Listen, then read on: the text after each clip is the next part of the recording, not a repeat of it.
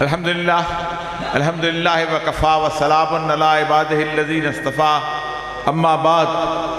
فاعوذ باللہ من الشیطان الرجیم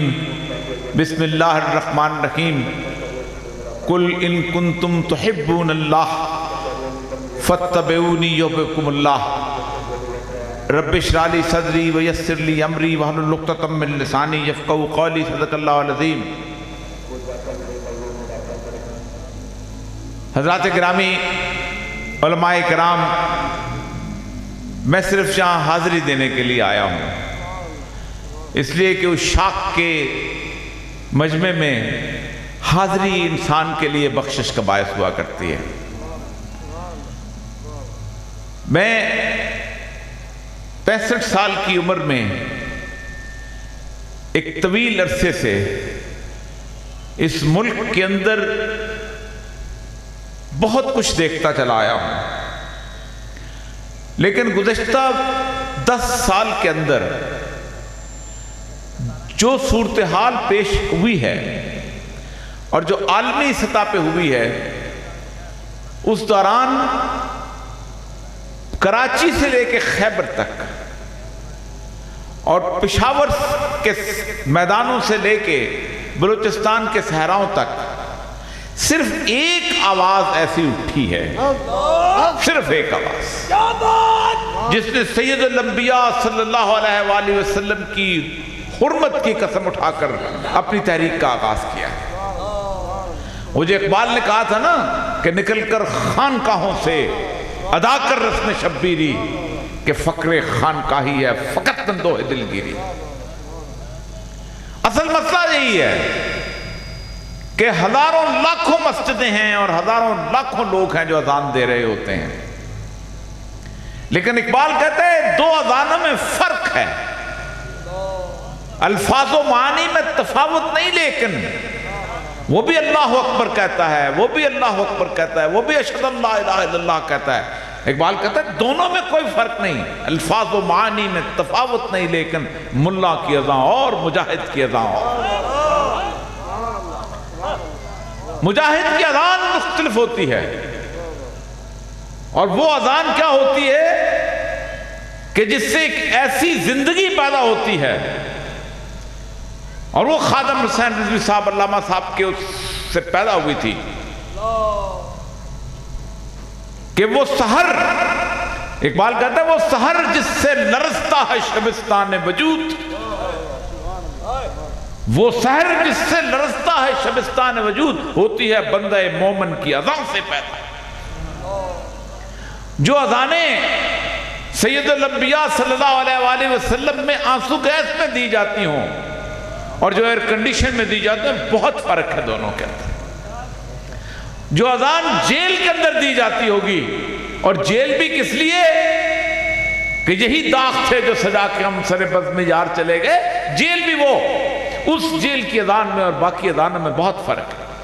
آپ نے دیکھا ہوگا کہ ان سالوں کے اندر کوئی ایسا جگہ، کوئی ایسی قریہ، کوئی ایسا مقام، کوئی ایسا علاقہ نہیں ہوگا کہ جہاں سید الانبیاء صلی اللہ علیہ وآلہ وسلم کے اس نعرے کی گونج نہ ہو کہ لبیک یا رسول اللہ لبیک، ایک نعرہ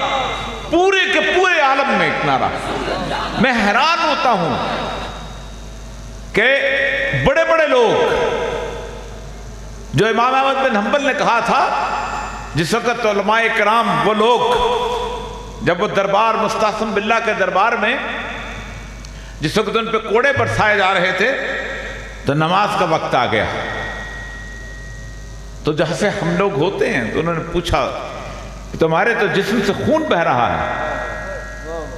تو تم نماز پڑھنے کیسے آ گئے ہو؟ کہا میں سیدنا عمر بن خطاب کی سنت ادا کر رہا ہوں۔ اور وہاں آپ نے کہا تھا دیکھو ہمارے اور تمہارے درمیان ہمارے جنازے فیصلہ کیا کریں گے، اور جنازے فیصلہ کرتے ہیں، اور جنازوں نے فیصلہ کیا کہ 70 سال کی تاریخ کے اندر کسی شخص کو اللہ تبارک و تعالیٰ نے یہ عزت، یہ حرمت اور یہ مقام عطا نہیں کیا کہ کوئی سیلاب تھا۔ اسی لیے کہ یہ بات یاد رکھیں کہ میں نے جو آیت آپ کے سامنے پیش کیا اس کا ترجمہ آپ کو بتا دوں تو آپ سمجھیں گے کہ اصل مسئلہ میں نے حل کر دیا۔ اللہ فرماتے ہیں کہ اے نبی قل ان کنتم تحبون اللہ، جو لوگ تم سے پوچھتے ہیں کہ ہم اللہ سے محبت کرنا چاہتے ہیں تو کیسے کریں،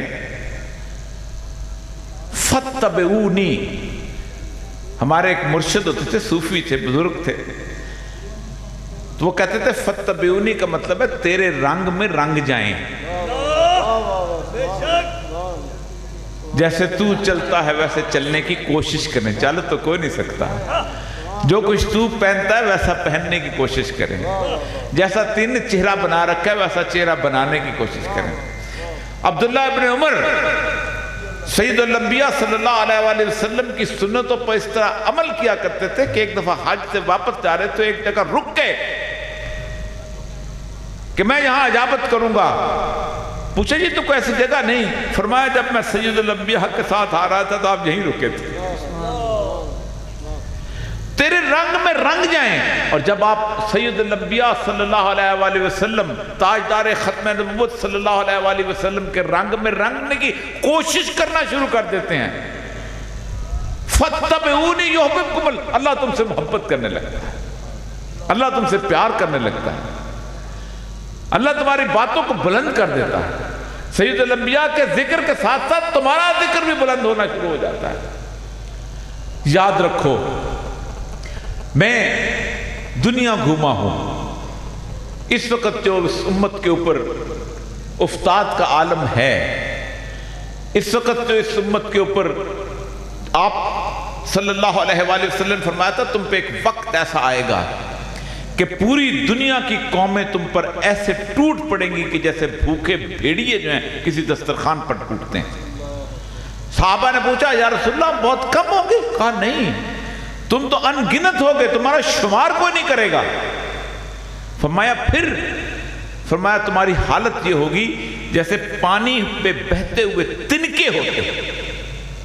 اور ان تنکوں کو کوئی خاصیت نہیں ہوتی ویسی۔ فرمایا یا رسول اللہ ایسا کیوں ہوگا؟ کہا تم میں ایک بیماری آ جائے گی، اور بیماری ہم میں بہت آ چکی ہوئی ہے، وہ ہے وہن۔ آپ صلی اللہ علیہ وسلم فرمایا، صحابہ نے پوچھا یا رسول اللہ وہن کیا ہے؟ فرمایا زندگی سے محبت اور موت کا خوف۔ پوری امت اس وقت زندگی سے محبت کر رہی ہے، پوری امت دنیا سے محبت کر رہی ہے۔ اللہ کہتا ہے لا یغرنک تقلب الذین کفروا فی البلاد، تمہیں کافروں کا شہروں میں خوشحالی سے چلنا پھرنا دھوکے میں نہ ڈال دے۔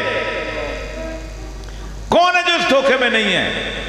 اس کی اتنی بڑی کوٹھی ہے، اس کا اتنا بڑا گھر ہے، اس کا اتنا بڑا کاروبار ہے، سب کچھ ہے۔ جو میاں محمد صاحب کہتے ہیں نا کہ جنہ لئی سی پاپ کمائے تے کتھے نہیں وہ کر دے، پیر پسار پیا جد ویڑے تے کڈو کڈو کر دے۔ وہن یاد رکھیں 17 فروری کی صورتحال میرا اور آپ سب کا امتحان ہے، بہت بڑا امتحان ہے۔ اس لیے میں آخری بات کر کے جانا چاہوں گا، اس لیے کہ وہاں پر انسانی تاریخ میں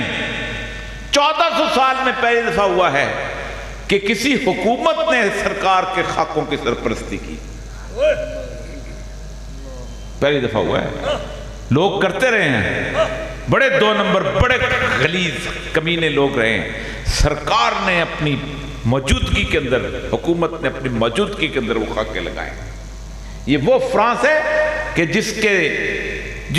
کے میونسپل کمیٹی کے حال کے اوپر 11 سال آسیہ مسیح کا پوسٹر ایسے لگا ہوا تھا۔